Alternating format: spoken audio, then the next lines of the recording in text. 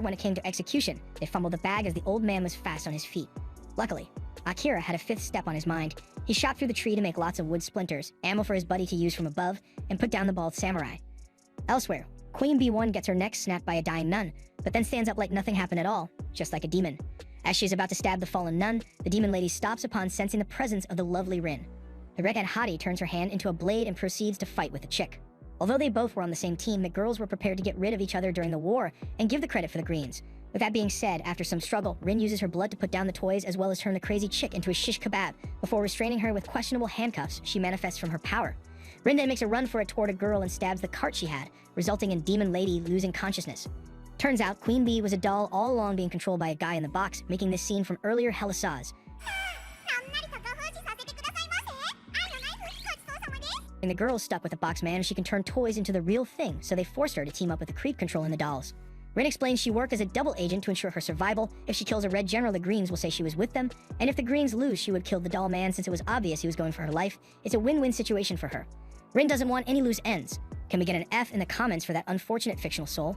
Back with Shin and the shrinking man, we see our big friend getting cut down piece by piece. The girl he helped early in this phase swooped in to save him, so naturally the piece of shit didn't like it and attacked her with a knife. But Shin tanked it instead. Through a flashback, we learn that Shin had an older brother who was a pro wrestler. Sadly, Shin's brother passed away due to a car accident, but a piece of him remains within Sweet Shin. Big Bro appeared in front of our guy and assured him there is no shame in using abilities, and that he will forever be proud of him. At that moment, Shin activates his invincible ability and gets clothed in an epic Dark Soul type of armor, which he uses to charge ahead and defeat the douche. On the other end, Katsuya is having his own flashback, recalling a life of crime and meaningless. He yearned for a family and someone to care about him, which he found in this program. Akira arrives last second to save him so he in turn can go and save the one he cares for.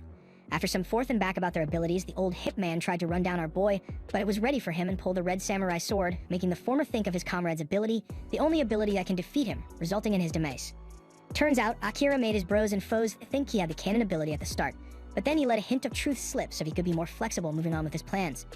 At the camp, a sweet yet not so sweet old lady made her move against Yuto, but the old man was ready for her, as he always had his suspicions. With everything on the table, the old lady explains that she was on the green side till she learned her boys, the Red's leaders, are the enemies. With this turn of events, the old hag decides to take Asuka's baby hostage, threatening to shoot him if Yuto doesn't give up his interface, which he hands. However, the game is not finished yet. Yep, the Green's king wasn't the old man, but the main man himself. The old lady demands to know who is the real king. After recalling her king's words, Ringo gathers her strength and puts faith in her ability. She copies the cannon, albeit a bit weaker, it shoots way faster, putting both ladies on an equal footing. Ringo then asks the old lady to place the baby somewhere safe since both of them don't want to harm him while fighting. With both being evenly matched head-to-head, the old hag decides to pull some nasty tricks and go all close and personal. Unable to shoot, Ringo gets beaten to a pulp.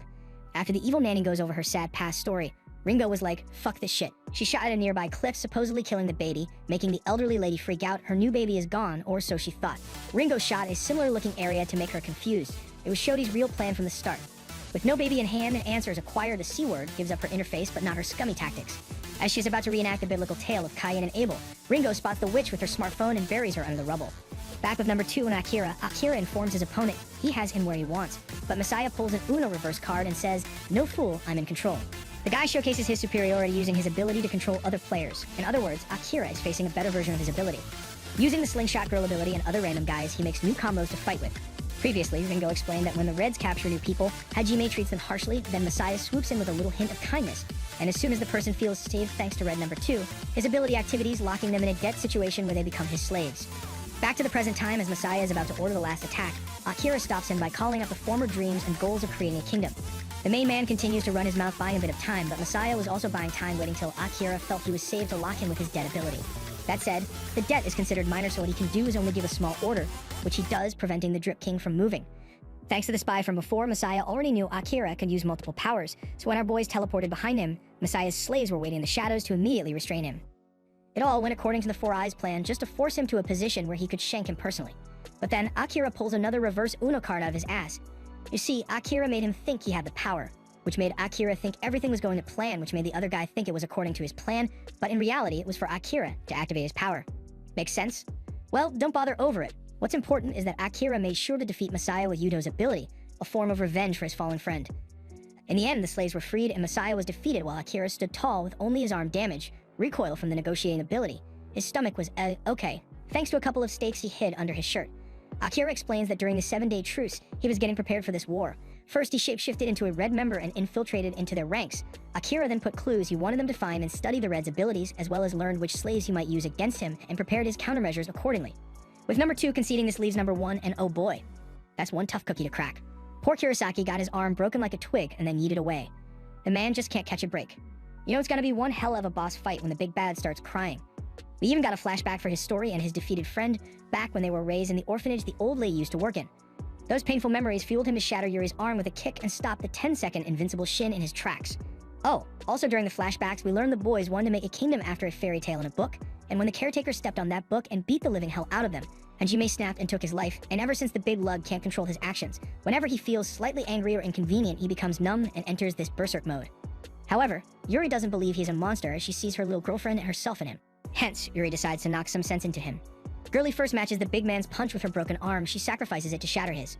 The next move was to defend his barrage of punches, which she did like a champ, making the big guy wonder how much is left in her, as well as how much fuel him is left. As Yuri was about to deliver the final blow, her cuff activities and her power were down.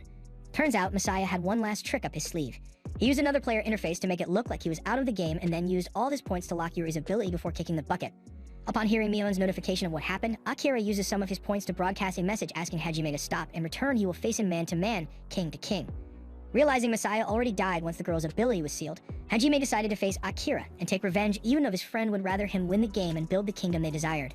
Thus here we are at the main event watching how this war game has shaped up. Once the battle counter hit 0, Hajime rushes head-on recalling his bro's words about Akira's power.